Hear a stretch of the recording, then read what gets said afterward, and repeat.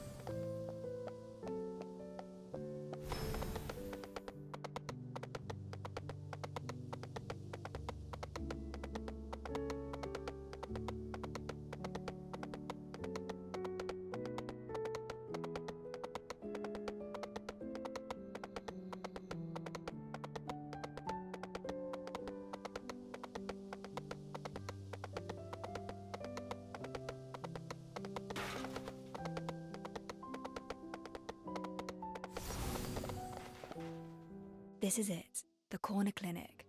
My old friend runs this establishment. We're running forensics at a clinic. I thought they were for those needing a physician. And my good friend is indeed a physician. Anatomy is her specialty. She's also incredibly well read and knows how to make the dead talk. Will she help? We've known each other since we were children and our friendship runs deep. She never fails to help me whenever I ask. Before I forget, I can also ask her to replace your bandages and dressing. Oh dear. That's very kind of you, Master Detective, but I can take care of this minor inconvenience on my own. I tend to become quite anxious at clinics. Visiting a physician gives me a rather uncomfortable vibe.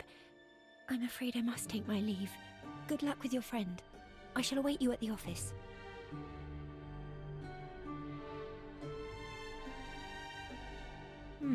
She doesn't like visiting doctors. Why is that? Well, the important thing right now is to get info. The place seems well cleaned and smells of disinfectants. An old friend runs the clinic. I'll get thrown out if I show up empty-handed.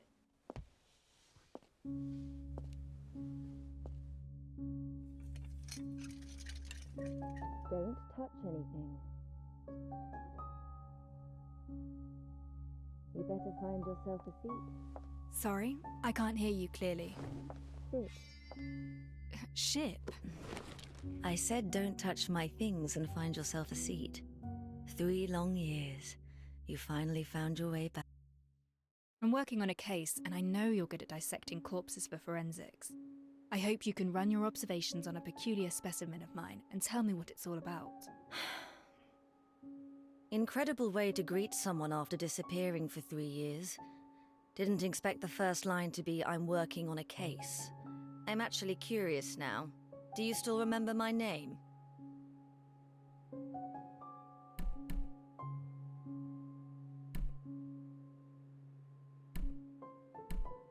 Of course I do, Dr. Vertho. Then shouldn't you start with a proper greeting like, it's been quite a while, Vertho? This case is important. I need your help to examine these remains. Not a chance. Who do you think I am? You ghost me for 3 years, then you turn up with a corpse and ask me to run forensics. You didn't even bother with a proper greeting. Oh. Well, how are you faring these days? Someone stole my cargo. Yes? A mob of gangsters stole my cargo. Retrieve the goods, and I might consider working on the body you brought in. What sort of cargo is it? You owe me an answer, yes or no. Certainly. I'll go look for it. The gangsters usually loiter around the Day Fairway intersection. Look around the place for clues of their activities.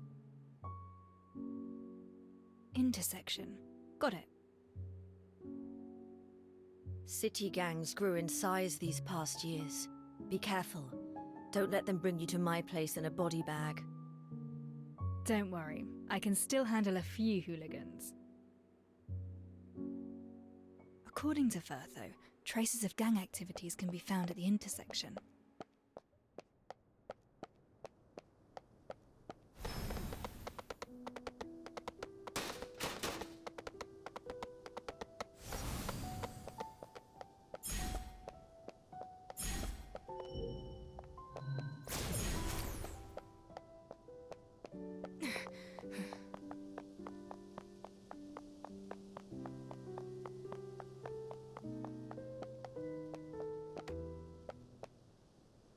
was she doing? Someone jacked the cargo from the doctor at the corner clinic. You seen any signs of it? The corner clinic?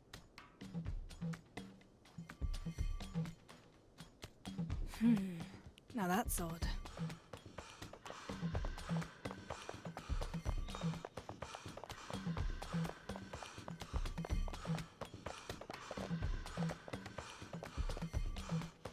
What's your business? Dr. Firtho misses her cargo. Heard anything about that? Furfo? No, please, don't take me in.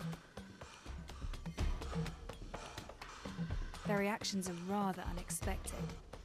There's another gangster over there.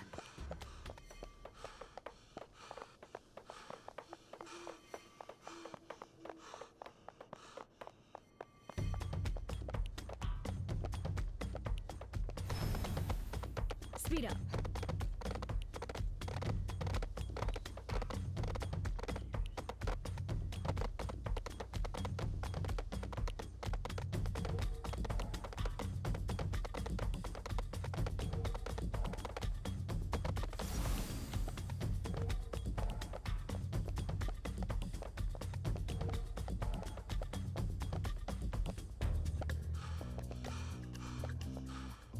Why are you looking at me funny?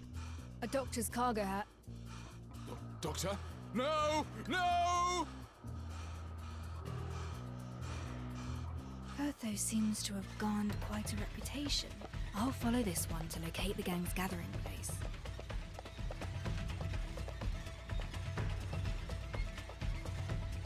What the hell do you want? Cargo from the corner clinic. Did your boys take it? Wait, that bird-beak coroner hired you? Maybe. And so what? Keep steady, lads. We have the numbers. Pile on this lousy lout.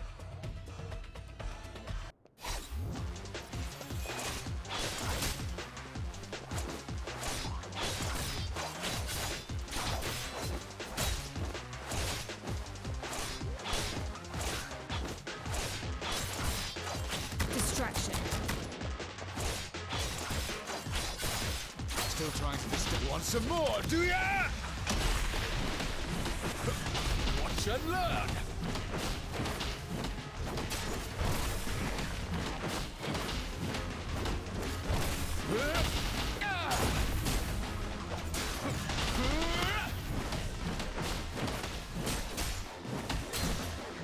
Timing is everything.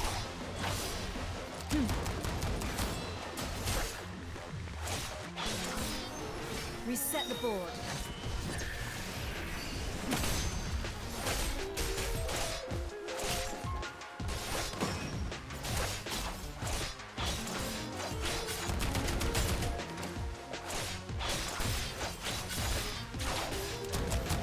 Distraction.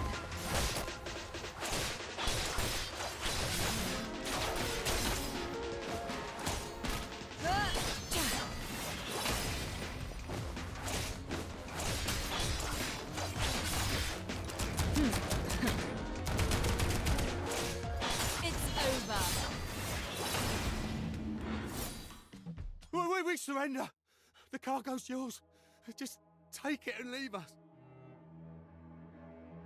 Got a question for you. You stole Firtho's cargo, yet you're so afraid of her. Why? Furfo the coroner. She visits this place every night and nabs one of us for a human experiment.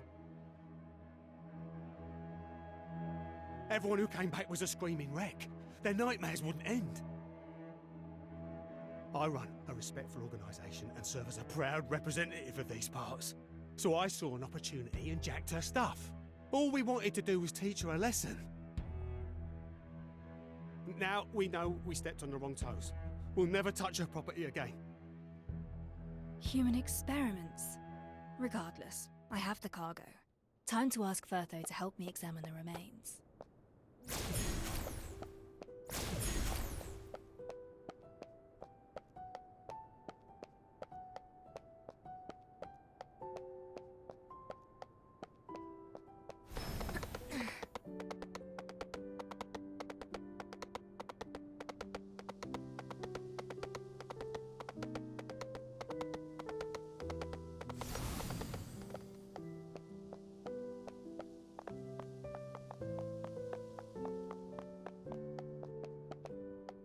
Back so soon. Now that's efficient.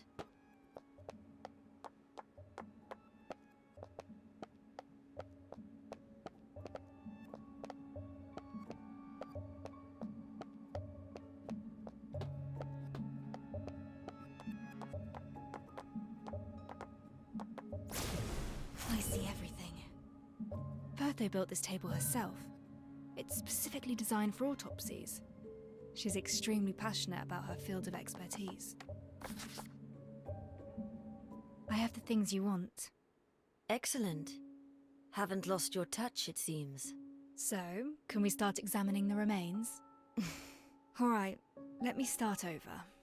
Bertho, for the sake of our friendship, do me a favour and examine the remains for me. Of course, now you're finally learning how to behave. Come, I've already performed the forensics on the remains. Already? I knew you'd help. The conditions of this corpse you brought in are simply terrible. It's not even intact. First things first, the remains are severely carbonized, with some bones showing signs of calcination. It's almost impossible to identify the victim. Can you identify the victim's gender? From the pelvic measurements, the victim is male. How old is he? From the pubic symphysis, the victim is at least 30 years old. I found something that might interest you. The cause of death. We found obvious signs of arson at the crime scene. I suppose you found something else about how he died. From the remains, it's difficult to determine the exact cause of death. However, no carbon particles have been found in the victim's respiratory tract. There are also no signs of contortion of the limbs. This means that the deceased had no signs of life when the fire started. You're telling me that he was already a corpse before he was burned? Correct. So to wrap it all up, the deceased was around 30. Though we do not know how he died, burning is definitely not on the list. A man in his 30s. The gender is right, but Grim is younger than that. And it wasn't the fire that killed them. Don't worry, my conclusions should be watertight, unless the Royal Academy and the centuries of knowledge it accrued have all been mistaken. I have faith in your judgment. The rest is detective work. By the way, I found a strange gooey substance on the remains. It contains no human tissue, so I know it's not human in origin. A gooey substance with no human tissue? I found something similar at the crime scene. Can we figure out its purpose or use? It needs to be identified with a professional laboratory bench. Unfortunately, this humble clinic of mine is not furnished for this task. I remember Alf cleaning out the lab bench in the detective's office. Thank you. I have something that should work at my office. I'll head there now. Hold on. Take this. What is this? It's in the cargo you retrieved from the gangs. A stabilizer for people like you. It will help soothe the mood and mind, as well as suppress recurring nightmares. I concocted this particular blend for you. Did I ever mention about my nightmares? I'm a doctor. There are things that I can see without the patient telling me. The pallor of your face is obvious enough. Much appreciated, then. By the way, the gangsters told me that you were experimenting on them. What exactly is going on? Human experiments? I don't have time for running those. Many of them were ridden with skin rashes, infected by a highly contagious strain of varicella. And I happen to be working on a new form of medicinal treatment with the Academy. A preparation of an attenuated form of the source pathogen. It will help the user avoid further infections. Unfortunately, the only route of administration is via subcutaneous injection. Hence, I had to get hold of a few, restrain them to the bed, and inject them. The good news is that the recent batch proved its worth with an 80% success rate. The spread of the disease has been contained. Oh, is that so? They do not understand the treatment methods you employ. Such actions may cause them to fear you. Why fear me? I'm the one helping them avoid the infectious rash. But you just reminded me how convenient it was to find them. I have some new medicines, and I do intend to invite them over to run a few human subject clinical trials. And they happen to be a most agreeable lot. You will succeed. Now, if I may, I'm taking my leave for my office. The results of the forensics contradict the witness testimonies.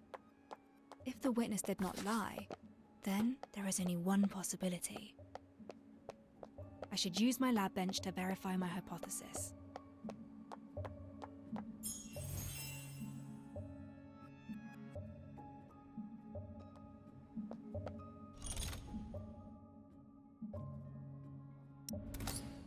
Let's cut to the chase before you Life has not been kind to me.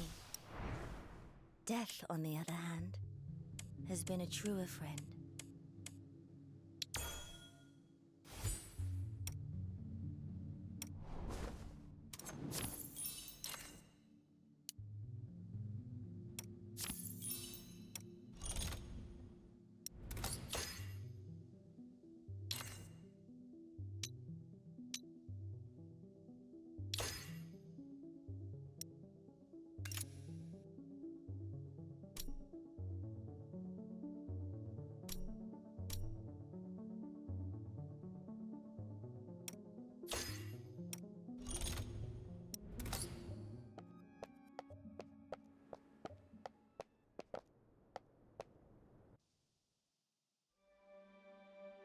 Master Detective! Master Detective, I finally found you! I tried visiting Chief Inspector Lauren, but he wasn't at the constabulary. So I went to the detective's office to look for you, but you weren't there either. Looking for me? Tell me, what's happening? There's someone I know. His name is Grimm. He's a journalist around my age. Brown cap, straw-coloured hair, short. A well-connected person told me that we got another murder in the city. The victim happens to be Grimm.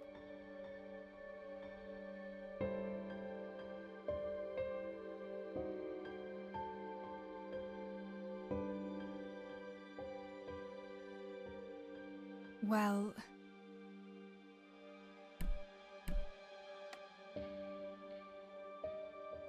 Oh, thank goodness. I knew that cunning dodger wouldn't die so easily. He still owes me plenty of tips. But there's one thing I really care about. Just yesterday, Grimm secretly told me that he was investigating a super important case on his own. He even found the key evidence. Key evidence? He didn't tell me what it was, but just yesterday, he told me that he hid it in the safest and most unthinkable places. Master Detective, this is all I know. I hope this tidbit can help you out. If you find the truth, please get it published in the papers.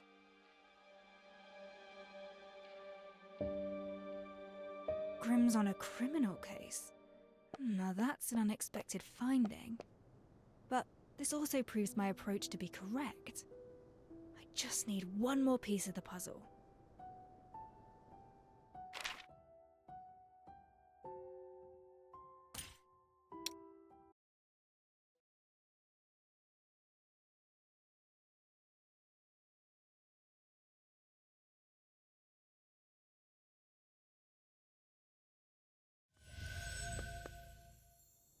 Office hours.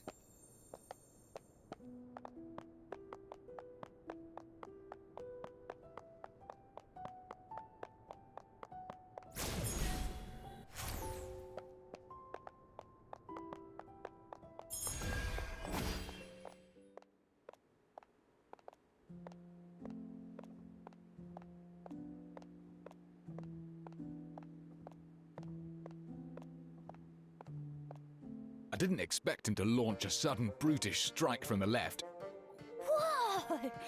but the detective predicted that and parried it. That's awesome! All it took was a simple slash from the detective to throw Rex off his balance. The detective then followed with a flurry of rapid attacks. Chief Inspector, sounds as though you just watched from the sides. It feels quite unfair, don't you think? Really? Well, I think I was helping plenty by not getting in the way. You all seem to be enjoying your discussion. You're back, Master! Everyone's here! Our superintendent has his hands full looking for the werewolves, so I came here to get myself updated about your investigation. And I must add, nice fight. Master Detective, did you get any key information from the body? Hold on, there's one more step. Time to use the newly cleaned lab bench.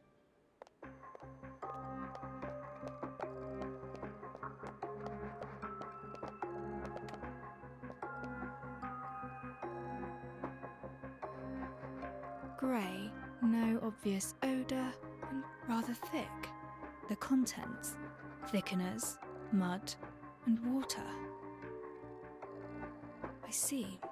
A flame retardant. It can absorb heat and prevent fires from spreading. Flamery. What does it mean? Ah! Don't touch that, Master! You'll get burned! I'm not burned. The vaporizing water brings off the heat to protect the skin underneath.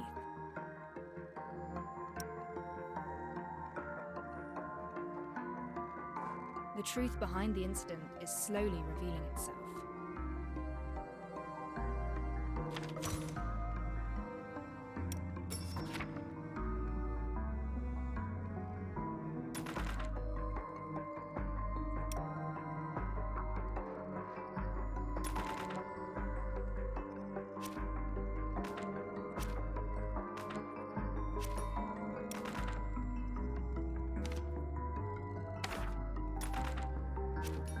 The autopsy revealed that Grim is around Pixie's age, but forensics revealed a different age.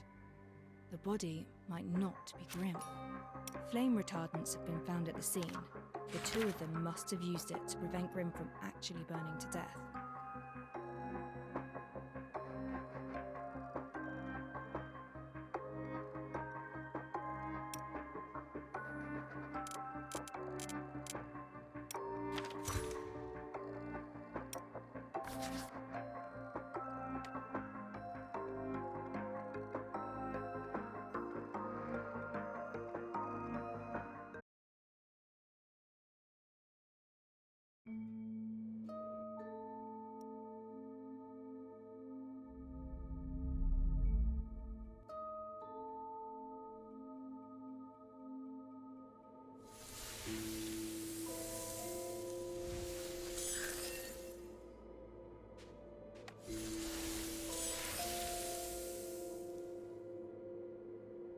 This alleyway is where the incident happened.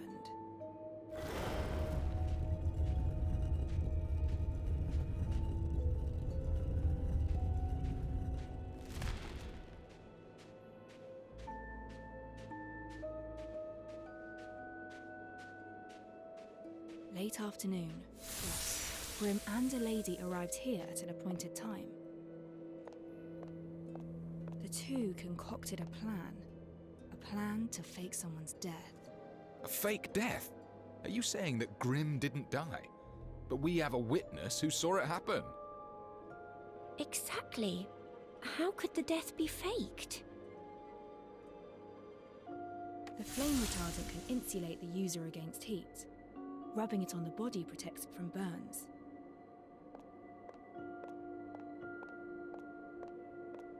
Alcohol is the most easily acquired flammable material. Using a flame-type reactor will leave some silverium residue. Grim places his camera and hat down by the side, and then applies the flame retardant on his entire body. His companion prepares the fuel and ignition device. Whoa! Is he gonna get burnt? No, before that happened, they must... Since Grim faked his death, they would need another body to get burned in his place. But this was probably not the time the body was laid. We lack concrete evidence that Grimm has died. The footprints at the scene were rather unclear. Someone probably tried to clean it in a hurry, but we found residues of reactor and flame retardant use. Since we could find these key pieces of evidence, it shows that they never cleaned the scene properly. The witness who saw Grimm in flames is a nearby resident. According to his testimonies, he would water the flowers every afternoon at that time. They found this resident's schedule, then ignited the fire once he showed up.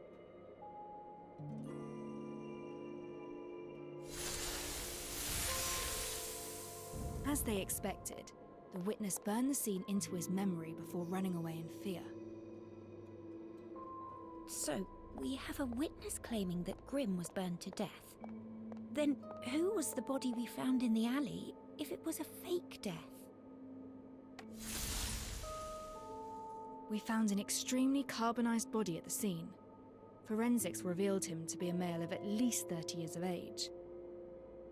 At least 30. Grimm wasn't that old from what I remember. Additionally, forensics also discovered that the male was already dead before the fire began. The carbonization of the corpse perfectly obscured his true identity. Therefore, the body isn't Grimm, but a prop that Grimm and his companion prepared.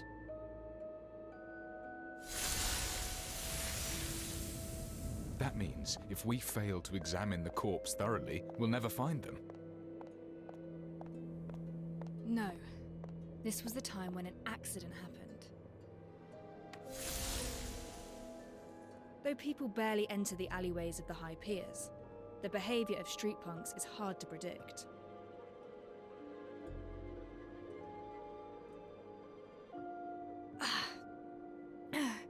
Now this discomfort came pretty quickly. Thankfully, I have Firthos stabilizers.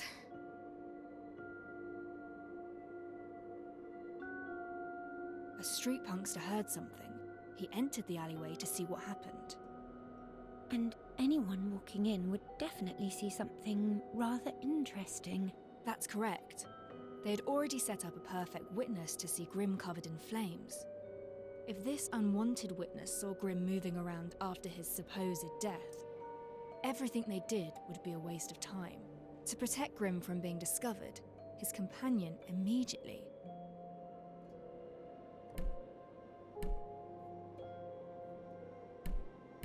She hid Grimm in a nearby dustbin or crate. But it would take time for Grimm to hide, and there is still a risk of being recognized. It was an emergency. Grimm's companion didn't hesitate and charged at the street punk, using herself to block his view and giving Grimm a chance to slip away from the other side.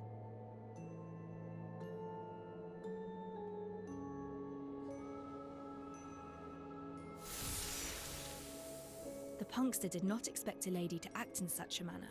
He was completely occupied by the lady and began to fight. That makes total sense. No one saw Grimm again after this incident, and that's how Grimm died. Nobody found out about the fake death, but the companion paid the price. During the scuffle, she lost a shoe.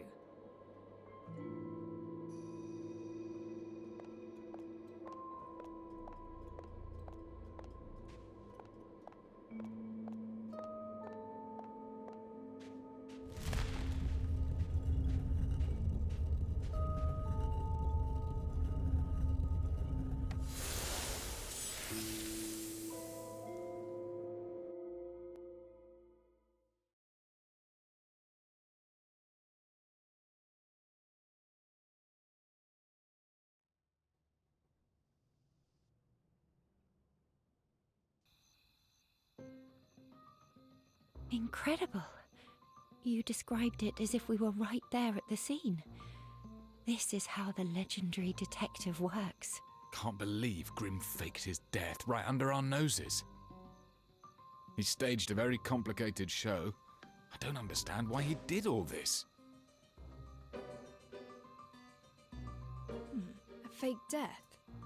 What is the fake death meant for? Fraud? No, it aims to convince others of your death. Indeed, faking one's death becomes an option only when death becomes a necessity. During that noonday, Grimm mentioned he was investigating a big story. Pixie also mentioned something similar afterwards. Maybe he crossed a powerful force that proved too big for him to handle. Otherwise, he wouldn't need to go through all this trouble and fake his own death. A train ticket out of town would have sufficed. Are you saying that he's being hunted? That is a possibility. Then whose body is it? If it wasn't Grimm, we still have a murder on our hands. Someone got burned to cinders. Did Grimm kill a man and use the victim's body, all to fake his own death so that he could escape? We are still unable to discern the identity of the deceased. Then what about the rich lady? Who is she? If she's an accomplice to Grimm's fake death, she definitely knows something.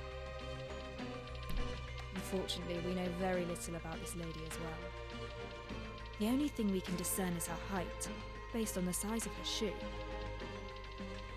A person's height is about 7 times the length of their feet. Based on the size, she is slightly shorter than 5'3". Plenty of people share the same height. Our investigation has once again run into the fog of the unknown. Not yet. We have one more clue. Pixie told me that Grimm hid his key evidence in the safest place. The safest place? Was he talking about his home? The home of someone on a bounty list isn't exactly safe. But the home of a supposed enemy might be another thing. You mean the detective's office? If memory serves, Grimm visited here yesterday. Alf was the one who chased him out. Right! I defended the detective's office. He was poking around the kitchen area. Let's take a look. I can see that someone has searched the cabinets. I thought it was Alf, but perhaps it was someone else. Grimm's appearance in the office was no mere coincidence. A cabinet with a mouldy smell. This isn't it.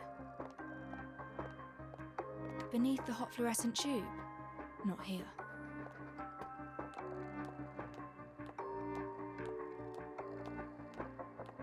Empty storage boxes. Not here. With Grimm's personality in mind, where would he hide it? The most dangerous place is also the safest place.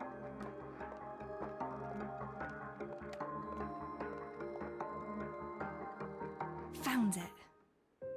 Grimm's notebook.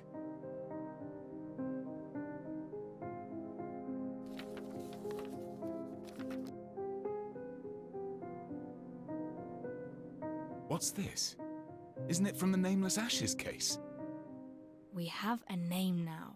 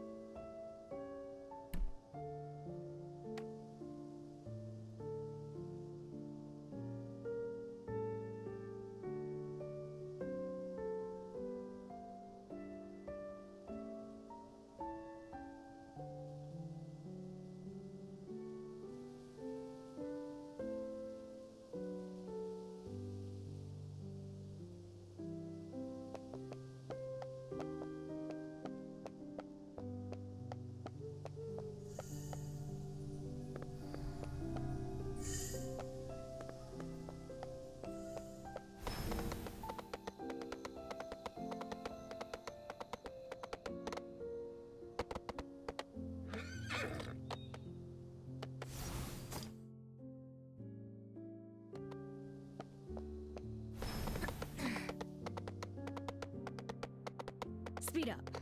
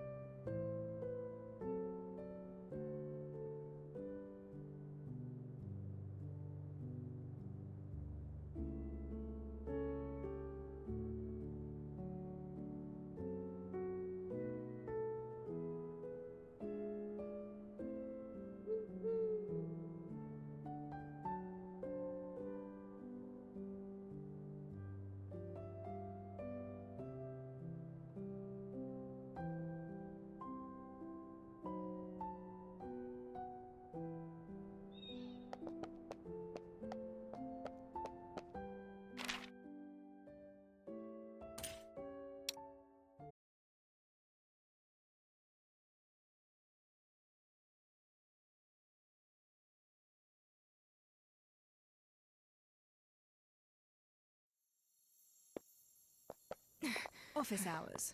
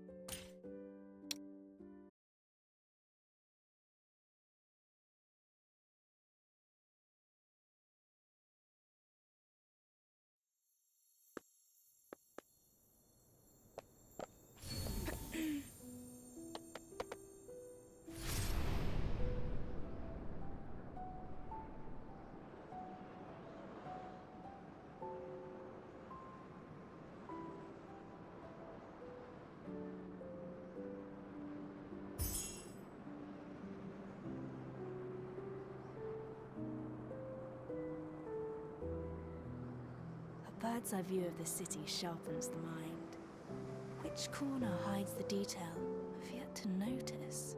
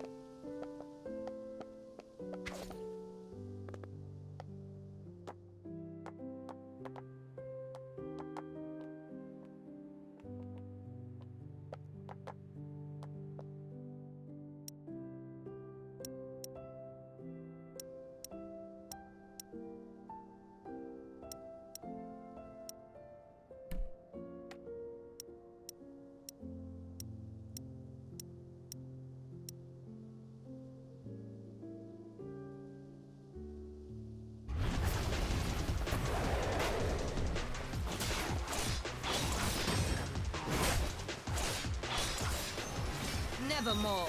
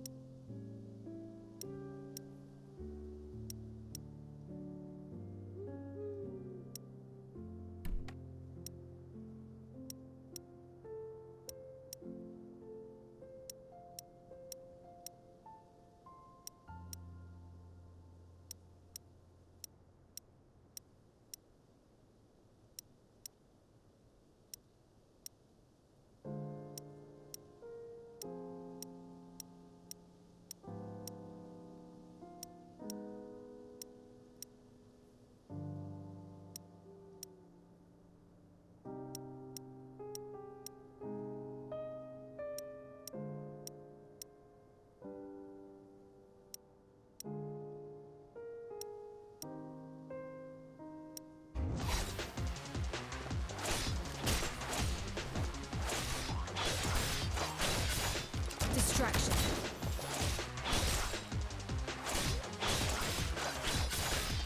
Out of my way! Your death is insignificant!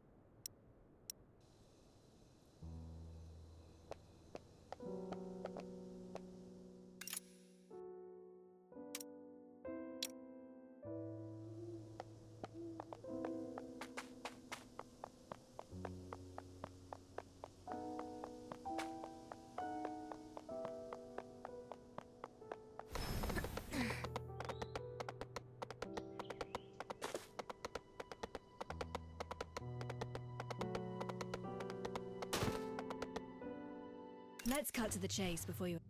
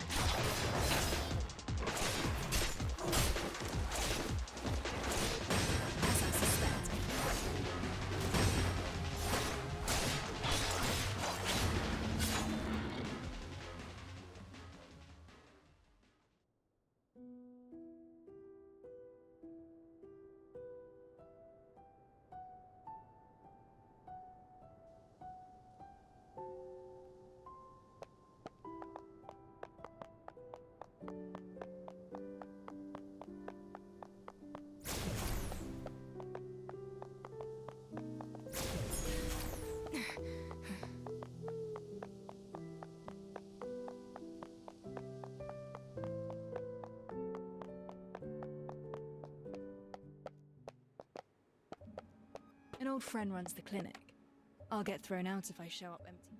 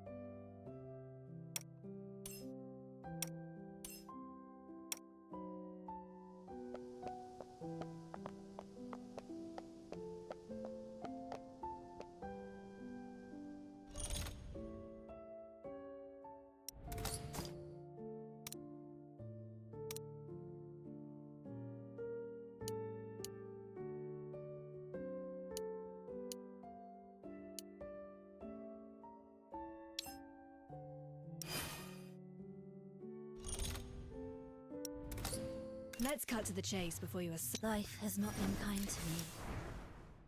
Death, on the other hand, has been a truer friend.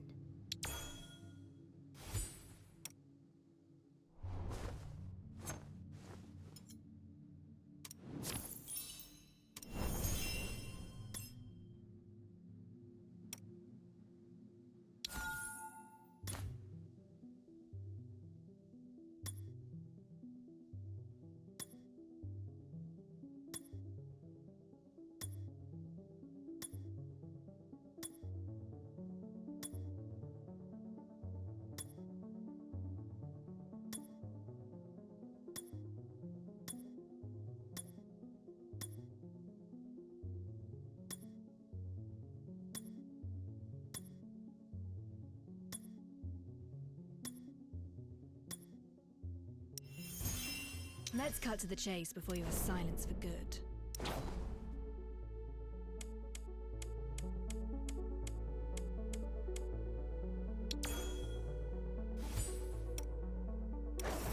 Let's keep those brats in check, and then we'll get to have our vacation in peace.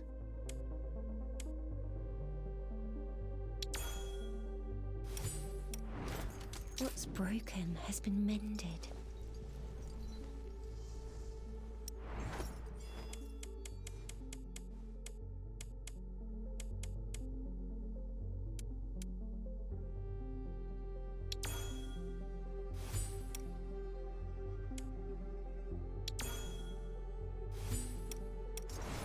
Let's cut to the chase before you are silenced for good.